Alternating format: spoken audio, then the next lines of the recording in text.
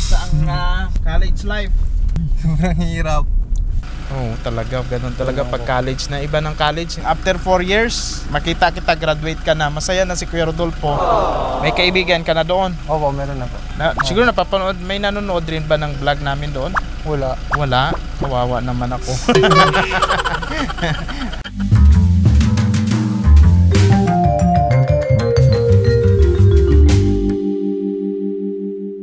Asin ikaw? Yan ang sagawa, no? Sige, on the way na Ate kami. mo? Sige, sige. Sa green mo agad Ayan. Sa green tarpaulin. Nasundo namin yung estudyante namin, mga kapobs. Sa Aklan State University. Saan? Alam na alam mo ha. Wala, hindi pa naka-uniform? Wala pa silang uniform mga estudyante. First year, ano pa lang? Unang linggo pa lang eh. Okay, nito. Sa sunod to, gagraduate na rin to ng college. Balang araw na ko. Yan o. Ito, papasukin mo na.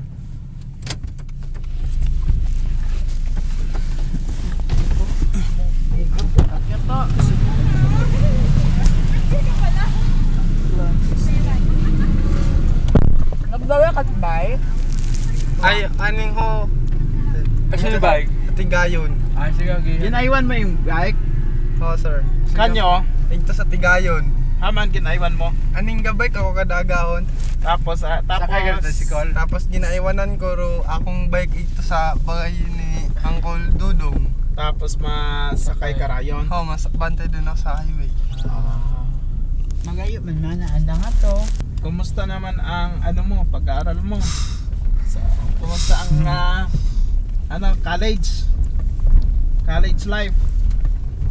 Mahirap. Sobrang hirap. Madaming gawain, tambak, agad. Tambak yung gawain mo? Opo.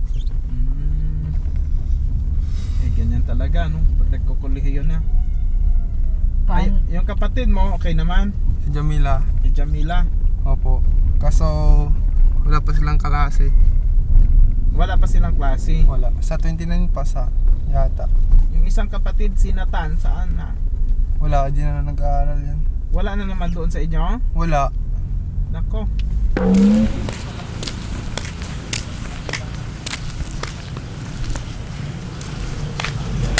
Kinuha ni Kenneth yung ano niya, yung kinuha niya yung bike niya, dito niya pala iniiwan. Tapos pagdating dito sa kanto, sa highway, sumasakay siyang tricycle papunta sa school. Sige, karga na lang natin sa sakyan.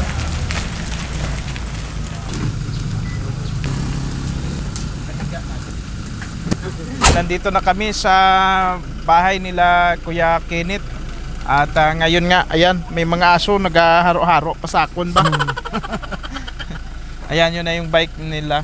Kumusta na? Ikaw ni Jamaila, kumusta? Okay lang rin po. Okay lang ikaw? Buti naman kung gano'n ha. Mag-aaral mabuti ha? Opo. Ayun.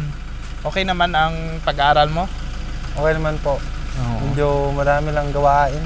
Oo, talaga. Ganun talaga pag college na. Iba ng college, hindi na pa... Hindi pa maka-adjust. Hindi na pa banjing-banjing ang college. Hindi na. Ilan kayo sa klase nyo? 36. 36, ang dami nyo ha? Opo. Mga iba-ibang lugar. Oo, mga malayo. May kaibigan ka na doon? Opo, meron na po. May mga barkada ka na. Siguro napapanood, may nanonood rin ba ng vlog namin doon? Wala. Wala? Kawawa naman ako.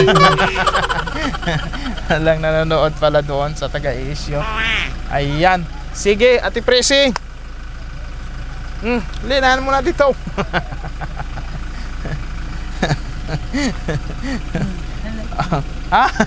Paborito mo si Jamila, oh. Siya, sige. Ito ay pag-grocery ni Ate Gloria. Hindi yung dating presidente na si Ma'am Gloria. Si Ate Gloria, nagpadala siya ng cash na 4,042 pesos and 60 centavos. Tapos ang bili niya sa amin grocery kayo. So nag-grocery tayo. Mayroon na tayong rice and groceries 4,035 pesos and 45 centavos. Isisend natin yung resibo kay Ma'am, ano? Tagal na nating sponsor to. Panay yung kinakinit yan. Palagi sila. May 7 pesos pa na sinsilyo. O sige, tanggapin mo yung sinsilyo. 10 pesos. Ayan, sige. Anong gusto mong sabihin kay Ate Gloria? Maraming salamat po Ate Gloria sa binigay niyo pong tulong sa amin. Napakalaking pong tulong nito sa aming magkapatid. Ayan. Isa pa, itong allowance ninyo. Ate Gloria, salamat ha. Ate Gloria. Ate Gloria, salamat. Ito naman, galing ito kay Kuya Rodolfo. Kay Kenneth. Kay Kenneth, 5,000. Kay Jamela. Kay Jamaila, 1,000. 1,000 pesos.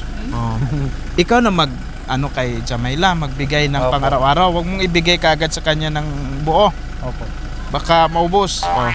1,000, 2, 3, 4, 5, 6. Ayan.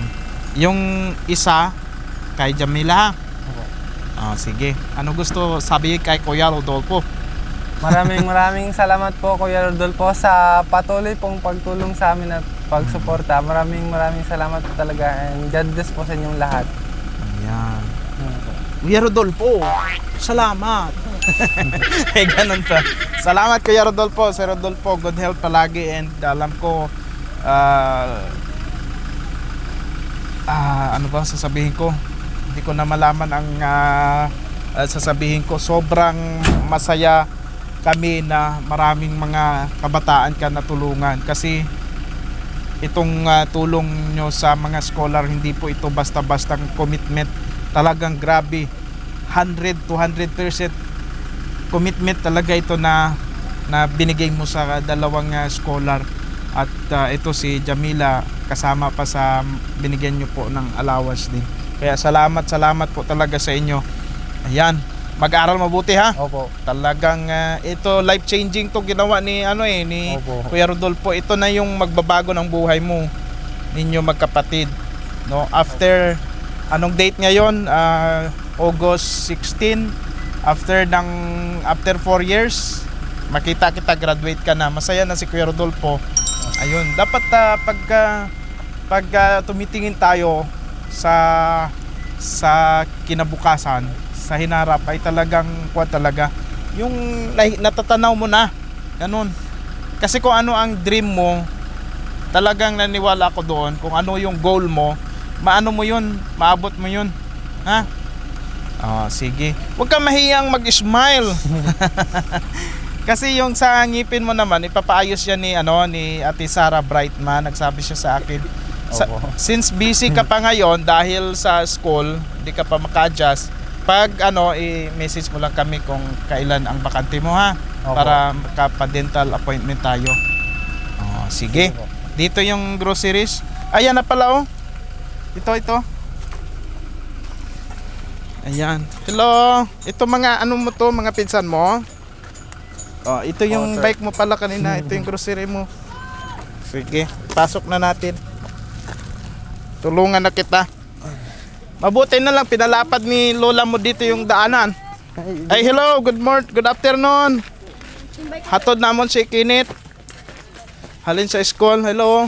Uncle, ikaw uncle ni Kenneth. Saan to lagay?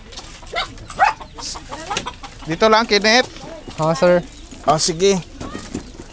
Ayan. May bigas ka na, may groceries ka na. Galing kay Ate Gloria ha. Opo. Ayan. Pasalamat tayo kay Ate Gloria.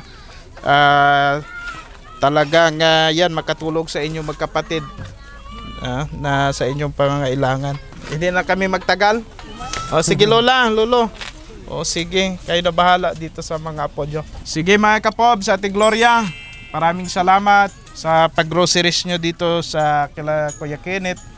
And salamat kay Kuya Rodolfo sa mga allowance ng mga bata. Salamat po. Magandang hapon sa inyo lahat.